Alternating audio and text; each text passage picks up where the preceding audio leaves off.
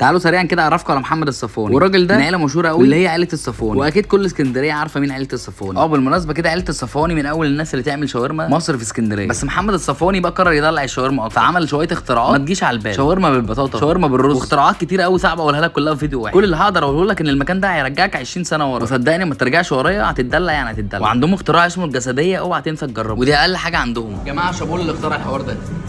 بص بطاطا شاورما على جبنه شيدر، اختراع بجد، اختراع لازم تجربها، لازم لازم لازم. فوقك من كل ده، دي اختراع.